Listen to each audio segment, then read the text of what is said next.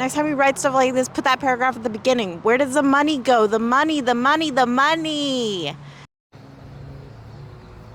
Acknowledged.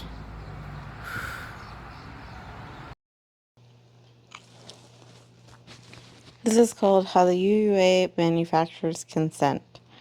Our Unitarian Universalist Association adopted a new form of governance in 2010 that has vested power in the hands of a small, self-selected group of insiders who now exercise control of the denomination by the manufacture of consent.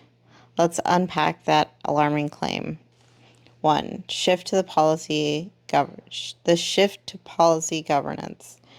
Up until 2010, the UUA board was elected geographically, with representatives from each of the 23 districts.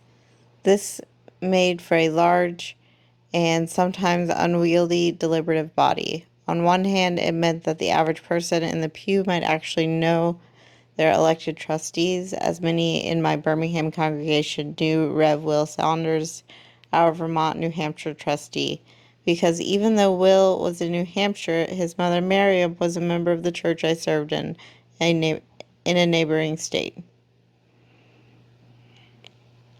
There was also more local control, but this also meant that many trustees looked like constituents.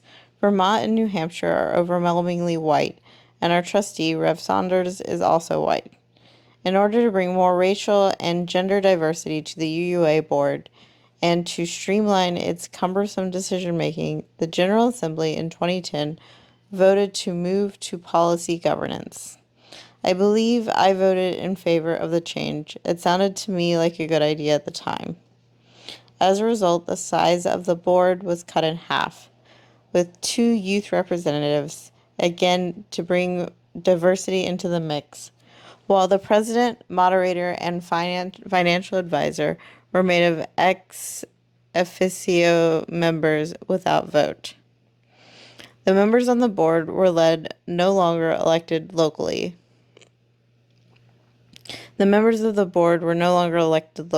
Instead, they were named by the nominating committee, subject to confirmation by the General Assembly. How did that work out? Good intentions gone awry. The switch to policy governance ended by making our association less democratic, less diverse, and more centrally controlled.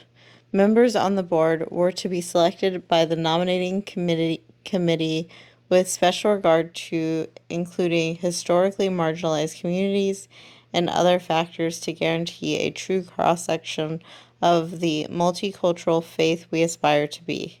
And who selected the nominating committee? The nominating committee itself. Power was vested in the hands of insiders. No votes or ballots, much less secret ballots, were required for the General Assembly delegates to confirm these appointments. And as long as there were no pesky nominees by petition, and petitioning to get on the ballot was an arduous, expensive, and time-consuming process, about as likely to succeed as running a third-party candidate for President of the United States. Both the board and the nominating committee members assumed their wins by acclamation. Their ascension became part of the consent agenda. One member of the nominating committee I spoke with told me that never had there been a nominee by petition or any successful outsider challenge to this powerful, self-appointed body of insiders. Imagine a city council or a U.S. congressional contest with just one nominee and no other contestants. Would we call that a democracy or something else? 3. UU evolves into aqueous unifermentationalism. Naturally, people on the nominating committee want to replace outgoing members with others who share their viewpoints and agendas. It's only human nature. Friends gravitate toward friends. Like attracts to like. So, while the nominating committee and board became more inclusive in terms of race, sexual orientation, and gender, they both became more homogenous, more uniform in their ideologies and priorities. Policy governance. Meanwhile, the board became much more the nominating committee, homogenous ideologies. Imagine a city council petitioning to get on the ballot.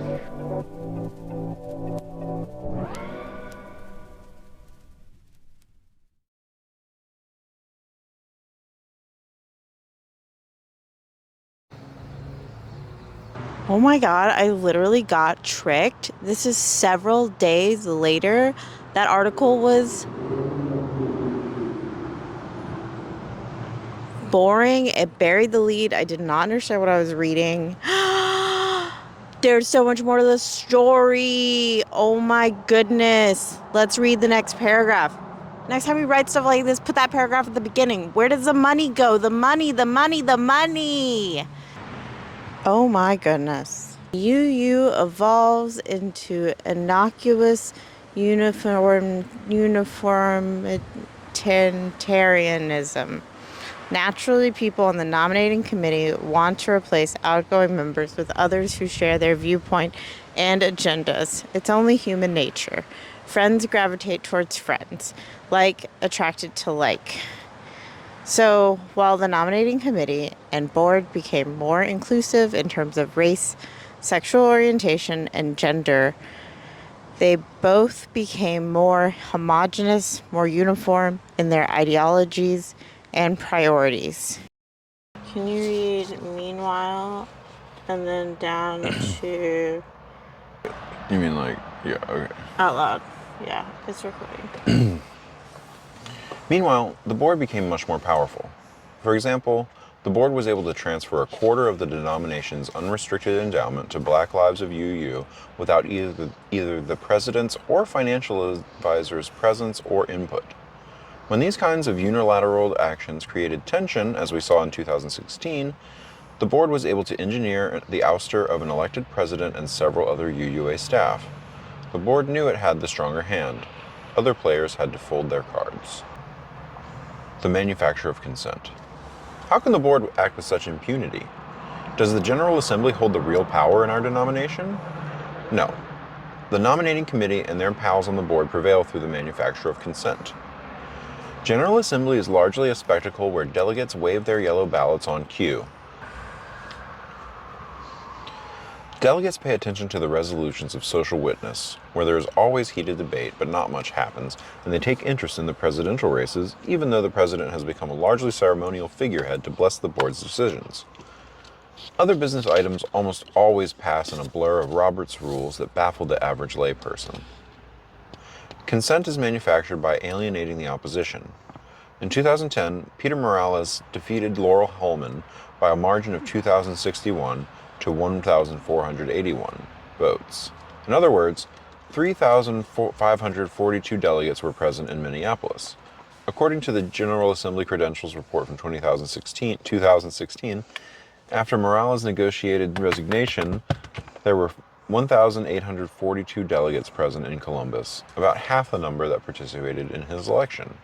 Absentee online voting, although a good idea, doesn't begin to make up the difference. It may sound Machiavellian, but you can whip your opponents simply by encouraging them to drop out of the process. The UUA board appoints over 2/3 of the members of the Ministerial Fellowship Committee.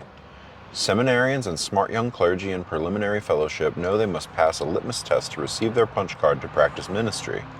Consciously or unconsciously, they understand they must not rock the boat. I'm not saying that any knowingly compromise their principles. I'm saying that when your paycheck depends on it, principles seem more flexible.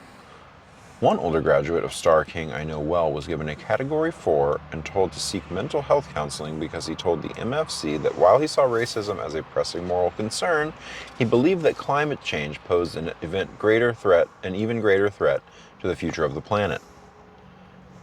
Clergy not only vote at GA, they have tremendous sway with their congregants. By weeding out outliers, the board grooms the next generation of trusted functionaries to serve on its endless committees and run the bureaucracy. The board manufactures consent by encouraging purges, censures, and denunciations of clergy who fail to pay deference to their decrees through the propaganda of its house organ, the UU World, and by the manipulation of myths and memes that identify the current generation of thought police with the free thinkers and bold minds of an heroic past. So what if even half of this is true? Conclusion. The things I'm saying are not nice, but I want to be clear that I am not attacking anyone on the UUA board or nominating committee personally. Since Dick Jackie died, I'm not sure I know any of the current members, and they are probably wonderful individuals who love their dogs, work at the soup kitchen, recycle, and floss. My critique is not directed at individuals, rather at a system. I think policy governance has led us down a road where our religious leadership is increasingly self-selecting and ingrown, is less accountable to the rank and file, is less transparent in its operations, and is less diverse and tolerates less diversity of opinion in our movement. Yeah. When given unchecked authority, automatic assent to electoral victory, and the power to judge, punish, and control the livelihoods of others who stand in their way while cloaking themselves in a mantle of moral purity, even the best human beings succumb to their worst instincts. This is why I believe my original statement to be true, even if alarming. Our Unitarian Universalist Association adopted a new form of governance in 2010 that has vested power in the hands of a small, self-selected group of insiders who now exercise control of the denomination by the manufacture of consent. Reverend Gary Kowalski, Co-Minister, Unitarian Congregation of Taos, New Mexico, Minister Emeritus, First UU Society of Burlington, Vermont.